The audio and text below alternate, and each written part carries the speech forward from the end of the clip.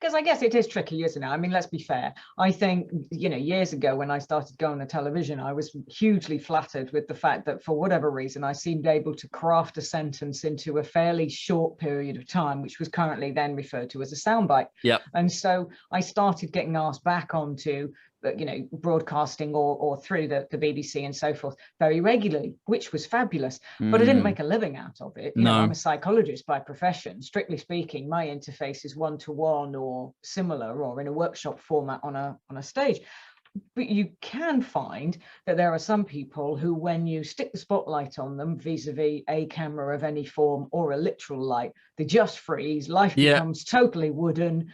They haven't got a clue where their brain went, and just, frontal lobe shuts down. So, I do think in a way you do need somebody who's at least willing and able and skills, don't you? I think probably is that fair to say that? Yeah, very much so. Very, very much so. I mean, look, I have had a client once who they were quite shy, and they were exactly that type of person that you're talking about. You could have a conversation with them, but the second you put a camera on them, they became very wooden and sounded a bit like a robot. And what he ended up doing was, and I don't really advocate this, but in some circumstances, if it works, it works. He instead paid for his sales director to go through the process instead, and the sales director was just absolutely gift of the gab, full of life, full of energy, and ended up helping grow the business. Now, that has its potential pitfalls, because if you're a business owner, think it's much easier to grow a personal brand than it is a business brand. So often you can grow a personal brand, and that will in turn help grow. You can grow a personal brand, and that in turn helps grow your business brand. So think Richard Branson as a great example. Richard Branson, across his social media feeds, just on Twitter alone, has more followers than all of the Virgin page followers combined across every social media platform. That's incredible. So what I'm saying here is, if you're going to have someone in your team do it for you, you have to be okay with the fact that you might be elevating them to the point where they leave, go to somebody else, or even become a competitor at some point, and you've elevated them to that place. But look, different horses for different courses, right? You have to be comfortable with what it is that you're doing. I just think that we are in a society in this day and age where people they're almost hiding behind the keyboard a little bit. I'll put some social media posts out, or I'll do email marketing, or I'll do whatever.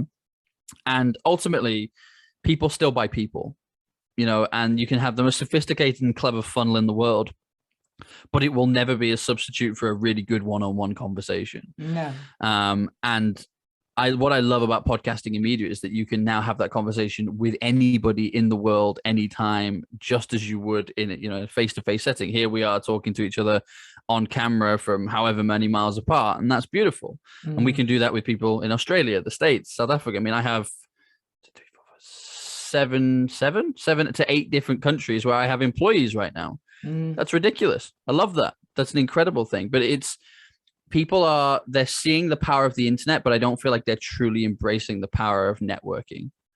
I think that's a great thing to say, actually, because where my head was initially going was just to explain the concept of billionaires in boxes, because certainly when you listen to any of your clients, they kind of laugh at the fact that what they're trying to say is, use Phil because he will be able to take you from basic level to really superb business. And once you're there, even though you're a billionaire, you can walk around in your boxes. So it's kind of as gifted as a silly laugh as it's meant to be, but it's also a very good concept. It's not just a theory, you know what you're doing. And I think that I wanted to get across. But the methodology that you're talking about is not just this practical stick you in a room to network with 5 or 6 other people, or even 60 or 70 other people. It's actually across this as an interface. Correct. Which tells me that you believe you have genuinely looked into what the internet can truly do for us. And it isn't about placing adverts on your podcast or adverts on your website.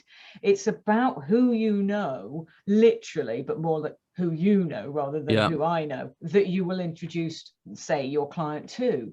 So you then clearly personalize that service from the point of view of working out what they've got to offer, what it is their key message could genuinely be, and how likely they are to be able to leverage that with your help. Because you're like the conduit or facilitator for that, aren't you?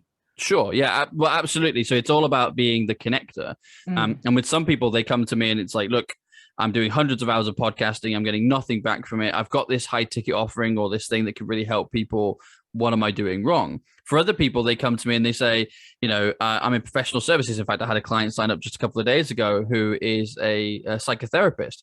And she said, I've never had a high ticket offering. I always do appointments one-on-one. And here I am now trying to craft like a course and a service and a group training to go out there.